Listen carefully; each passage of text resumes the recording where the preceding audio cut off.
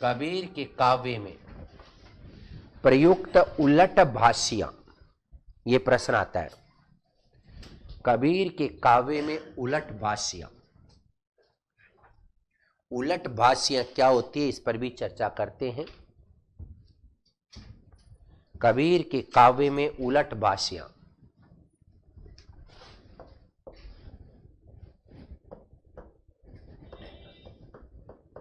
कबीर ने इनको उल्टा वेद कहा है। कबीर दास जी ने कहा कि ये दो ना, ये तो उल्टा वेद है, उल्टा वेद कहा है। कबीर ने इनको उल्टा वेद कहा है। किनको? उलट भाषियों को, उलट भाषियों को कबीर ने इनको उल्टा वेद कहा है। अभी मैं आपको समझा दूंगा, बहुत इंपॉर्टेंट है। कबीर के काव्य में जबरदस्त प्रयोग हुआ इनका, किनका? उलट भाषियों का। वैसे तो देखा जाए तो बात है ना, उलट भाषियां, कथन को उल्टा कर देना। क्या कर देना? कथन को उल्टा कर देना। तो कबीर ने इनको उल्टा वेद कहा है। और देखो, गोरखनाथ का नाम तो सुना होगा ना? सुना होगा नहीं, सुनना होगा। गोरखनाथ ने इनको क्या कहा है? उल्टी चर्चा नाम दिया है। गोरखनाथ ने इनको क्या कहा है? उल्टी चर्चा नाम दिया है। लिख लीजिएगा, गोरखनाथ ने उल्टी चर्चा नाम दिया, उल्टी चर्चा नाम दिया है, उल्टी चर्चा नाम दिया है। प्रश्न उठता है कि कबीर ने ये कहां से स्वीकार किया उल्टी चर्चा को?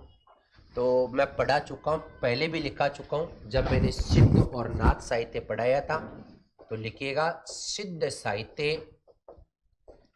साहित्य ऑब्लिक नाथ साहित्य, सिद्ध साहित्य और नाथ साहित्य से, सिद्ध साहित्य और नाथ साहित्य से, नाथ साहित्य से कबीर ने इनको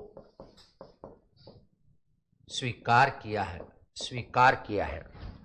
सिद्ध साहित्य और दूसरा साहित्य नाथ साहित्य। तो सिद्ध व नाथ साहित्य से कबीर ने इनको स्वीकार किया है।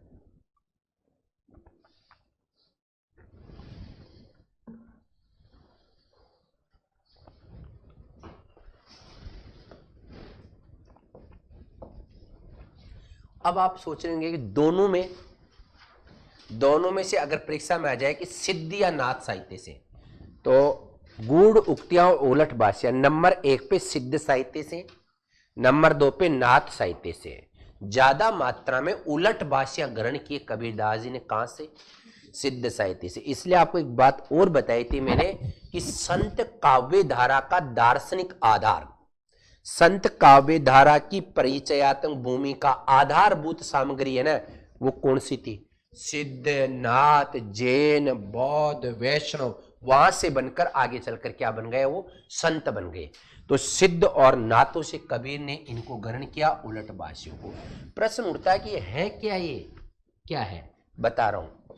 इनमें अद्भुत रस होता है, ये भी बता देता हूं पहले। इनमें अद्भुत रस की प्रधानता होती है। लिख लीजिएगा, श्रृंगार, हास्य, करुण, रौद्र, वीर, भयानका, विभत्स, अद्भुत, ते संयुते, शांतम, नवम रस है। 9 रस बोल दिया मैंने। वर्तमान में तो 11 है, लेकिन इसमें किसकी प्रधानता बताइए? अद्भुत रस की प्रधानता है। कबीर की उलट भाषियों में अद्भुत रस की प्रधानता है, अद्भुत रस की प्रधानता। प्रश्न उठता कि है क्या ये? किसे कहते हैं? लिखिएगा, काव्य में चमत्कार पैदा करने के लिए, इंपॉर्टेंट बात, काव्य में चमत्कार पैदा करने के लिए, काव्य में चमत्कार पैदा करने के लिए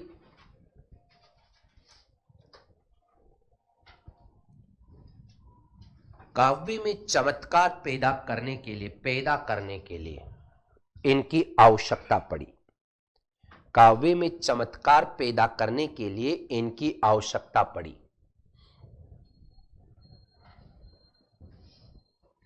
चमत्कार पैदा करने के लिए, अब एक बात बताओ, संत कुछ ऐसी रहस्यप्रद बातें कहेंगे तभी तुम प्रभावित होंगे ना।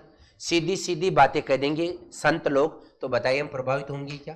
तो काव्य में क्या करने के लिए?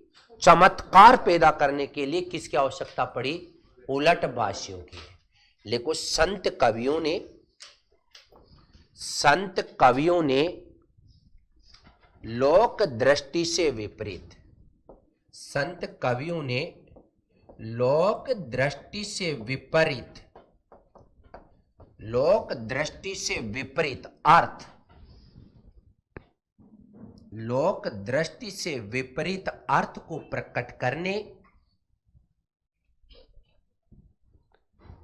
लोक दृष्टि से विपरीत अर्थ को प्रकट करने, कोमा रहस्यमयी साधना, कोमा रहस्यमयी साधना, रहस्यमयी साधना, जो साधना लोगों को पता ही नहीं चले, रहस्यमयी साधना को प्रकट करने के लिए, रहस्यमयी साधना को प्रकट करने के लिए, रहस्यमयी साधना को प्रकट करने के लिए, कोमा योग की अंतिम अवस्था, योग की अंतिम अवस्था, योग की अंतिम अवस्था तक पहुंचने के लिए, योग की अंतिम अवस्था तक पहुंचने के लिए उलट भाषियों की आवश्यकता पड़ी, उलट भाषियों की आवश्यकता पड़ी,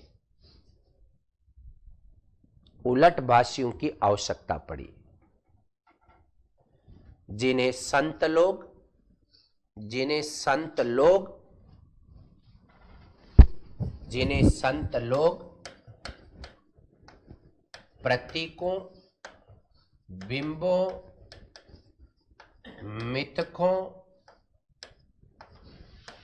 सादृश्य विधानों, सादृश्य विधानों, जिसे संत लोग प्रतीकों, मिथकों, बिंबों, सादृश्य विधानों, सादृश्य विधानों के माध्यम से, सादृश्य विधानों के माध्यम से अपने काव्य में प्रयुक्त करते थे, सादृश्य विधानों के माध्यम से अपने काव्य में प्रयुक्त करते थे, सादृश्य विधानों के माध्यम से अपने काव्य में प्रयुक्त करते थे, सादृश्य विधानों के माध्यम से अपने काव्य में प्रयुक्त करते थे, ताकि उनकी भाषा में, ताकि उनकी भाषा में चमत्कार बना रहे, ताकि उनकी भाषा में चमत्कार बना रहे,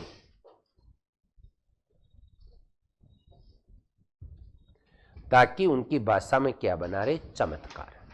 अब आप एक बात और बताओ, मैं समझाऊंगा सारी बातें कि साहब कैसे चमत्कार बना रहेगा। उदाहरण लिखा रहा हूं, मच्छी, मछली नहीं बोला कबीरदास ने, मच्छी, मच्छी रूखा, रूखा, मच्छी रूखा छड़ी गई, मच्छी रूखा छड़ी गई, नदियां, नदियां, नदियां, नदियां आग लग, आग लगी भई कोयला। अब बताओ कितनी गजब बातें नहीं करेंगे कबीरदास। और अब मछली रूख पर चढ़ गई, वृक्ष पर चढ़ सकती है क्या मछली? चढ़ सकती है, उलट भाषियों में चढ़ सकती है। यही तो समझने की बात है संतों, जो आपको ऊपर से समझ में नहीं आती है। और कबीर ने उलट भाषी का प्रयोग क्यों किया? ताकि चमत्कार बना रहे।